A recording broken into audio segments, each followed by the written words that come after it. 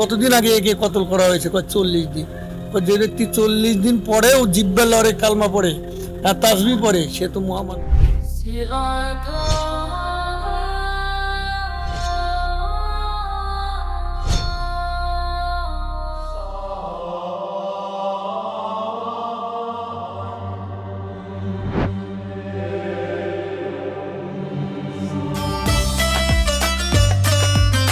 আয়না দেখতে পারলাম আমরা তো অবাক।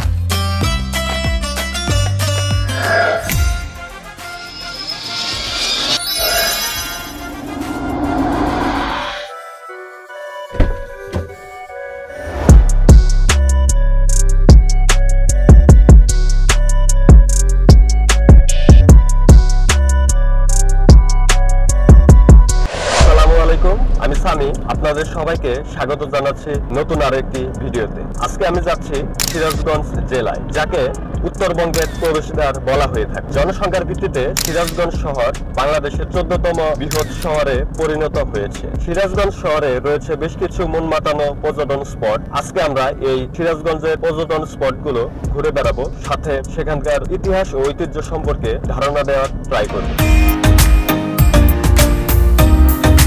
আমরা ঢাকার অভিমুখ থেকে রওনা হয়ে পৌঁছে গেলাম বঙ্গবন্ধু সেতু পূর্ব টোল প্লাজায়।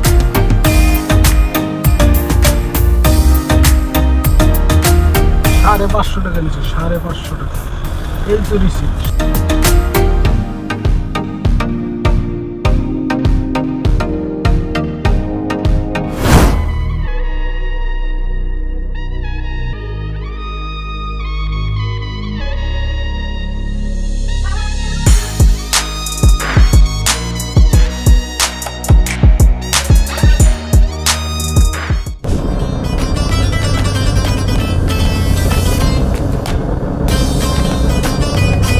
ফার্স্টে আমরা যাচ্ছি যমুনা ইকো পার্কে। বঙ্গবন্ধু সেতু পার হয়ে ডানে মোড় নিয়ে একটু সামনে এগিয়েই পৌঁছে গেলাম যমুনা ইকো পার্ক। এখান থেকে টিকিট কেটে আমরা প্রবেশ করলাম এই পার্কটিতে।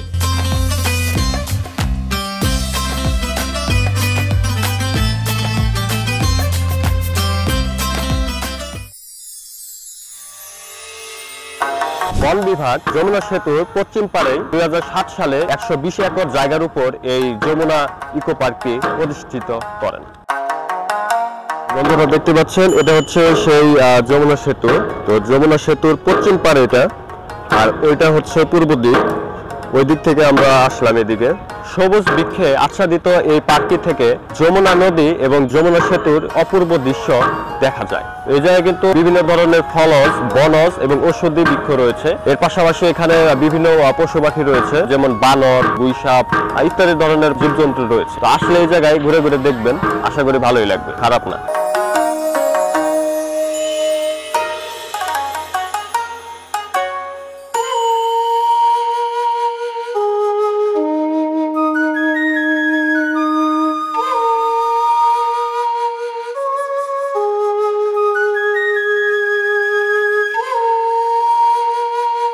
প্রকৃতির এই মন মাতানো দৃশ্য আপনার মনকে অবশ্যই দোলা দেবে।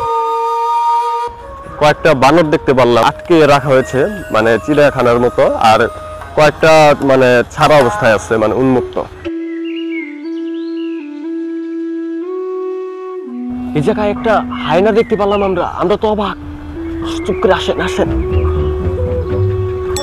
আরে ভাই, এই জায়গায় কিচ্ছু নাই, ঠিক আছে, কি ফাঁকা একটা খাঁচার মতো, মানে এই জায়গায় আগে কোনো প্রাণী হয়তো আসছিল, কিন্তু বর্তমানে কিছু নাই, পুরাটাই ফাঁকা। আমরা তো হতাশ। আসেন ওই সামনে যেয়ে দেখি, কি আর করার, মনটা এত বড় থেকে ছোট হয়ে গেল। আসেন,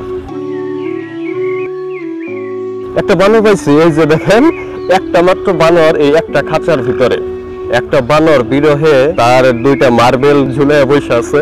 তো এখন আমরা ওইটাই যাই, ওইটার মধ্যে আর একটা বানর দেখতে পাচ্ছি।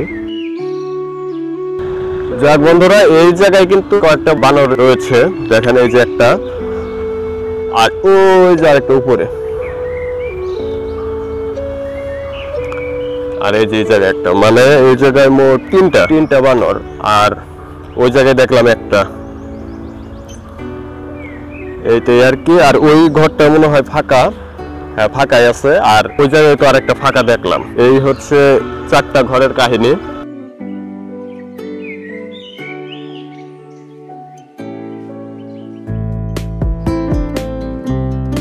ইকো পার্ক থেকে বেরিয়ে আমরা রওনা হলাম সিরাজগঞ্জের সবচেয়ে সুন্দর মসজিদ আলামান বাহিলা খাতুন জামে মসজিদটি দেখার জন্য। এখন আমরা সায়েদাবাদ বাস স্ট্যান্ড থেকে বেলকুচিতে যাব। বেলকুচিতেই এই আলামান বাহিলা খাতুন জামে মসজিদটি অবস্থিত।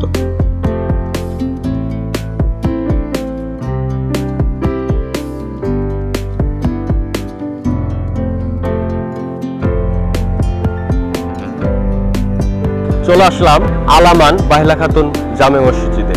এই মসজিদটির নির্মাণ কাজ শুরু হয়েছিল 2012 সালে। মসজিদের প্রতিষ্ঠাতা মোহাম্মদ আলী সরকার, যিনি সম্পূর্ণ ব্যক্তিগত অর্থায়নে 1 একর জায়গার উপর মসজিদটি নির্মাণ করেন। তিনি তার ছেলে আল আমান এবং মাতা বাহেলা খাতুনের নামানুসারে মসজিদের ভিত্তি স্থাপন করেছিলেন। 2020 সালের 2রা আগস্ট মসজিদ উদ্বোধনের ঠিক আগের দিনই তিনি ইন্তেকাল করেন। পরবর্তীতে তার ছেলেরা মসজিদের বাকি নির্মাণ কাজের সমাপ্তি করেন। প্রায় 9 বছর নির্মাণ কাজ চলার পর 2021 সালের 2 এপ্রিল এই মসজিদটি জুমার নামাজের মাধ্যমে সকল মুসলমানদের জন্য উন্মুক্ত করা হয়। আধুনিক স্থাপত্য শৈলীতে নির্মিত এই বিশাল মসজিদের রয়েছে বড় গম্বুজ সহ চারপাশে আরো 8টি গম্বুজ। রয়েছে 110 ফিট উচ্চতার 2টি বিশাল মিনার।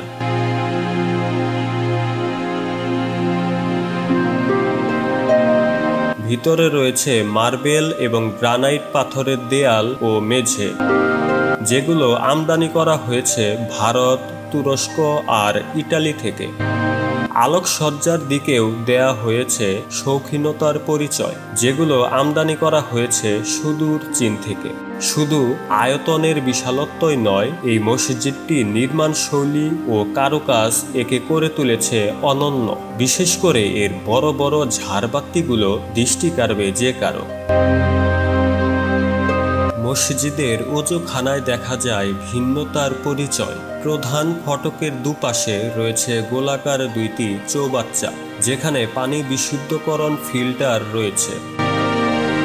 এই মসজিদের প্রধান ফটক দিয়ে প্রবেশ করার পর হাতের বাম পাশে নির্মাণ করা হয়েছে দাতব্য চিকিৎসালয়।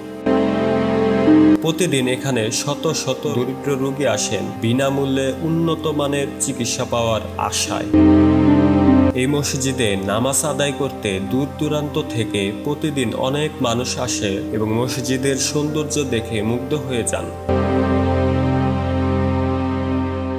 আমরা এখন রওনা হচ্ছি মখদুম শাহদৌলার মাজারের উদ্দেশ্যে। চলুন আমাদের যাত্রাটি শুরু করি।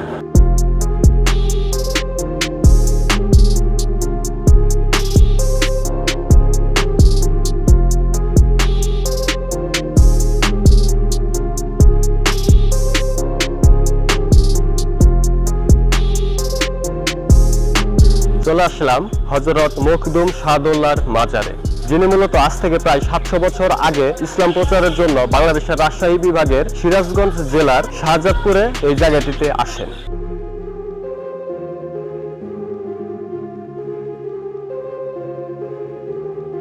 এই মাজারটি আলামান বাহিলা খাতুন মসজিদ থেকে সোজা 20 কিলোমিটার দূরে অবস্থিত।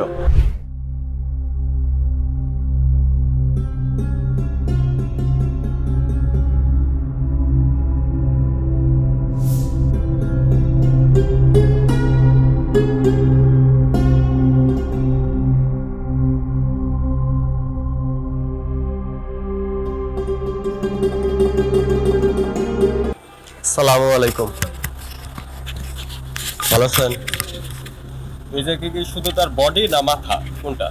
উনি যখন 1250 খ্রিস্টাব্দে এখানে আসেন 900 বছর আগে ইসলাম প্রচার করার জন্য, তৎকালীন এখানে বিধর্মী জায়গা। তখন উনি একে একে 3 বার যুদ্ধ করেন, আল্লাহর ওলি জয়ী হয়ে যায়। তখন ওনার আল্লাহর কুদরতে এই মসজিদটা নির্মাণ। উনি আসরের নামাজ পড়ানি ছিলেন ওনার সাথী বর্দুরকে নিয়ে। তখন মুনাফেক হালাতে কিছু গুপ্তচর মুসলমান হয়ে থাকে, সুযোগ পায় এই টিরামে যখন সিজদায় গেছেন, সিজদারত অবস্থা ওনাকে শহীদ করে। শহীদ করার পর ওনার শির মোবারক নিয়ে গেছেন কুচবিহার। বিক্রম কিশোরী রাজা ছিল তৎকালীন ভারতবর্ষে। ওনার শির মোবারক ওখানে আছে, আর ওনার ধরটা এখানে। উনি সবাই শহীদ হয়ে গেছেন 12 জনের মধ্যে। একজনই বেঁচে ছিলেন, যে ওনার ভাগ্নে এখানে আছে শাহনুর অথবা খাজানুর, উনি জীবিত ছিলেন। উনি তৎকালীন সময় সোনারগাঁও আর জমিদার বাড়িতে বিবাহ করেন, তারপরে উনি এখানে দাফন করে ওনার। আর ওনার শের মোবারক যখন উনি নিয়ে যান, আগে শের মোবারক শহীদ করার পরে করতোয়া নদী হুরা সাগর নামে পরিচিত, ওনার শের মোবারক ওখানে ফেলে দেন। যেহেতু রাত্রিতে যখন ওনার তাঁবুতে নিয়ে যাওয়ার পর শেরের থেকে অলৌকিক ঘটনা দেখাইলো, উজ্জ্বল একটা আলো, তখন এই সৈন্য সোনা ভয় পাওয়ার পর যে মাথায় এখানে রাখা যাবে না, ভয় পাওয়ার পর তাড়াতাড়ি নিয়ে হুরা সাগরে ফেলে দেন।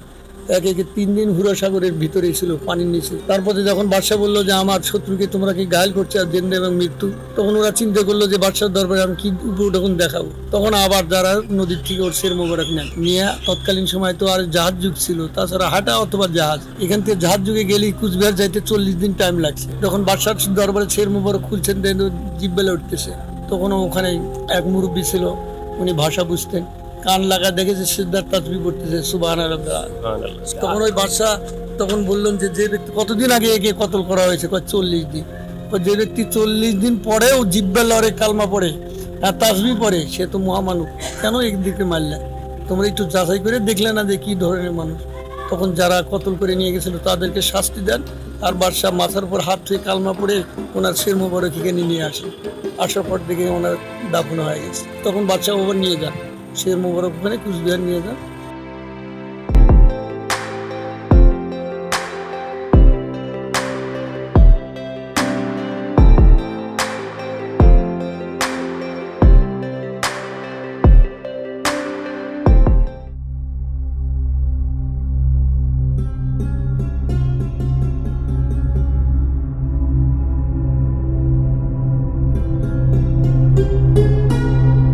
মখদুম সাহেবের নির্মিত মসজিদ, তো এটাকে পরবর্তীতে আর কি সংস্কারের কাজ করা হয়েছে।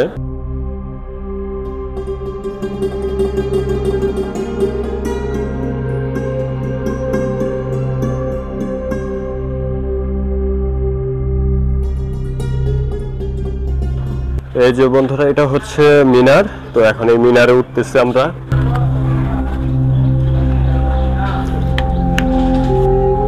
মসজিদের ছাদ, এটা কত কবুতর, 15টা গম্বুজের মতো আছে না এলাকার। এটা হচ্ছে পীর সাহেবের পারিবারিক কবর।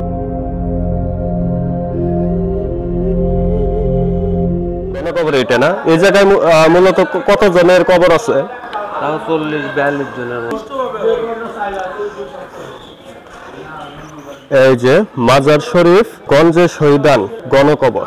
আর এই গণকবরের পাশেই কিন্তু এই যে এটা হচ্ছে সেই হযরত মখদুম শাহদৌলার মাজার।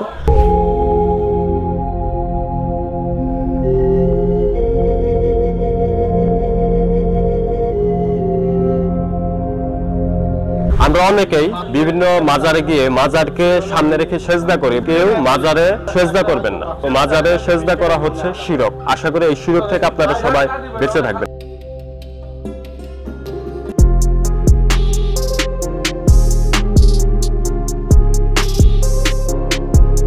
মখদুম শাহদৌলার মাজার থেকে রওনা হয়ে চায়নাবাদ পৌঁছালাম অনেক লেট করে। অলরেডি সন্ধ্যা হয়ে গেছে, আর এই চায়নাবাদের এরিয়াটাও অনেক বড়, যে কারণে আপনাদেরকে ঘুরে দেখাতে পারলাম না। ইনশাআল্লাহ চেষ্টা করব চায়নাবাদ নিয়ে আলাদা ভিডিও দেওয়ার। আজকের মতো ভিডিও এই পর্যন্তই। দেখা হবে নতুন কোনো জায়গায় নতুন ভিডিওতে। আল্লাহ হাফিজ।